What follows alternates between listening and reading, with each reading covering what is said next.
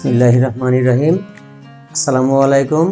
সম্মানিত কিষান কিষানি, নতুন পুরাতন উদ্যোক্তা ভাই বোন ও বন্ধুগণ, আপনাদের সবাইকে শুভেচ্ছা ও স্বাগত জানিয়ে কৃষি কথোপকথনের পক্ষ থেকে আমি বাহারুল ইসলাম আজকে শুরু করছি আম গাছ নিয়ে কিছু কথা। তো আপনাদের অনেকেরই আমের বাগান আছে বা বাড়িতে কিছু গাছ আছে, অনেকের 4টা 5টা, অনেকের 100 200 300 পর্যন্ত আছে।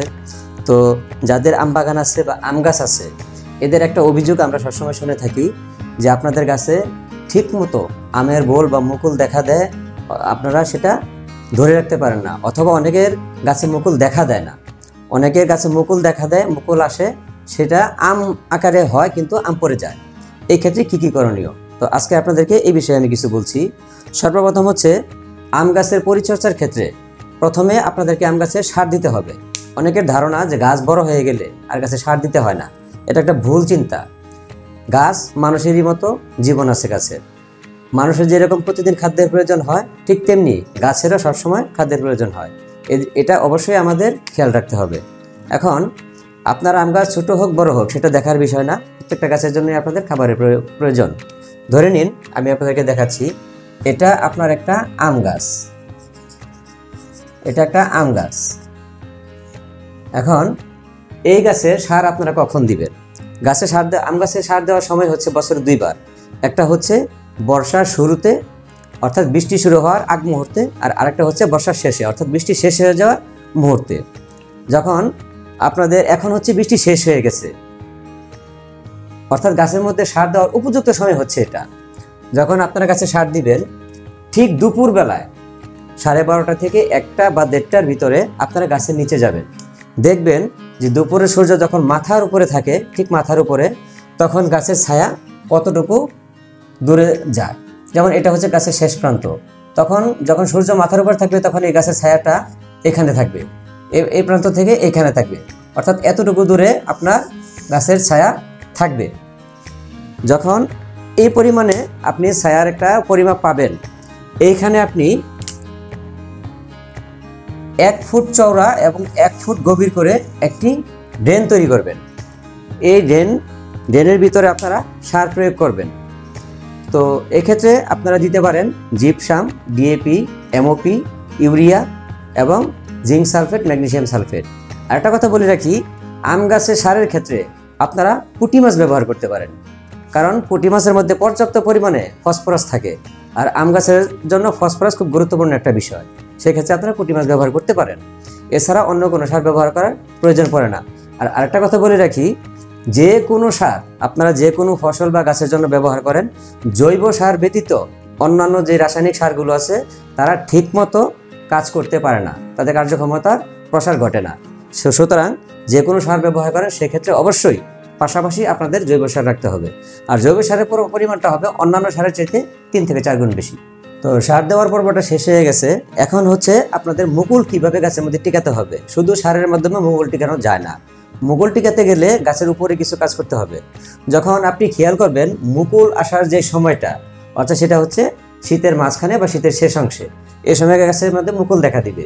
তো যখন মুকুল দেখা দেওয়ার আগে, এই যে এটা একটা ডাল, এই ডালের মধ্যে এখানে মুকুল দেখা দিবে। তো এই মুকুল দেখা দেওয়ার আগে এই ডালের আশেপাশে যে পাতাগুলো থাকবে, এই পাতাগুলো দেখবেন একদম চকচকে নতুনের মতো দেখা যাচ্ছে। এই চকচকে পাতাগুলো যখন দেখা যাবে তখন বুঝতে হবে এই ডালে মুকুল বের হবে। তো তখন আপনারা এই ডালের মধ্যে কয়েক প্রকার স্প্রে করতে হবে। এখানে করবেন আপনারা ছত্রাকনাশক স্প্রে, কীটনাশক স্প্রে এবং মাকড়নাশক স্প্রে। এই 3টা স্প্রে আপনারা করবেন। আর এটা কম বেশি অনেকেই জানেন যে এই স্প্রেগুলো করতে গেলে এর পরিমাণ হচ্ছে প্রতি 1 লিটার পানির মধ্যে 2 ml ঔষধ বা 2 গ্রাম পাউডার। যেগুলো পাউডার জাতীয় এগুলো 2 গ্রাম হবে, আর যেগুলো লিকুইড সেগুলো 2 ml হবে। এই হচ্ছে স্প্রে করার নিয়ম।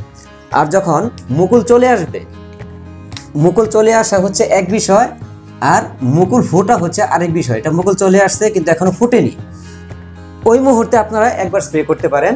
আর যখন মুকুলটা ফুটে যাবে তখন আর কোনোভাবে কোনো রকম স্প্রে করা যাবে না।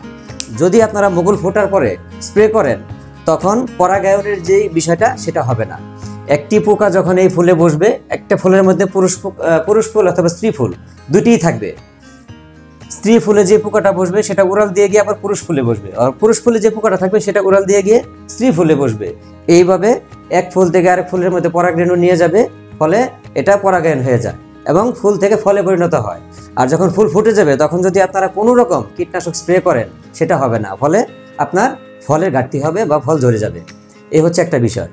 দ্বিতীয় বিষয় হচ্ছে, যখন আপনাদের এই ফুলটা ফুটে ফলে পরিণত হয়ে গেছে, ফলগুলো দেখতে কিছুটা মটর দানা বা বড় সাইজের যে মসুরের ডাল আছে এরকম দেখা যাবে।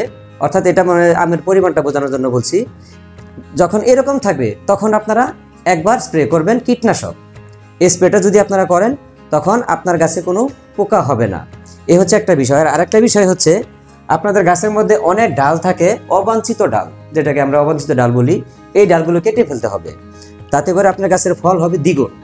অনেকের ধারণা থাকে যে ডাল কেটে ফেললে তো ফুল কম হবে, আর ফুল কম হলে ফল কম হবে। এটা ভুল ধারণা। যেমন ডালগুলো আপনার কাছে এমনভাবে রাখবেন যে এটা একটা গাছ, এখানে ডাল, এখানে ডাল, এখানে ডাল, এখানে ডাল, এরকম অনেক ডাল আছে, কিন্তু এই ডালটার কারণে এই ডালের মধ্যে রোদ পড়তেছে না, সুতরাং এই ডালটা আপনারা কেটে দিবেন, এই ডালে রোদ আসবে। আবার এই ডালের কারণে এই ডালে রোদ আসতেছে না, এই ডালটা কেটে ফেলবেন, এই ডালে রোদ আসবে। অর্থাৎ প্রত্যেকটা শাখার মধ্যে পর্যাপ্ত সূর্যের আলো পৌঁছাইতে হবে। আর এই সূর্যের আলো যদি ঠিকমতো পৌঁছাইতে পারে তখন আপনাদের ফুল এবং ফলের পরিমাণ অনেক বেশি হবে। সুতরাং এই কাজগুলো আপনাদেরকে করতে হবে।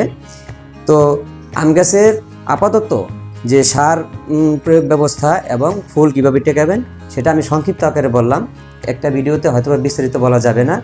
তো আমরা বিভিন্নভাবে বিভিন্ন জায়গায় আমরা যাই, বিভিন্ন কৃষি প্রজেক্ট আমরা তৈরি করি।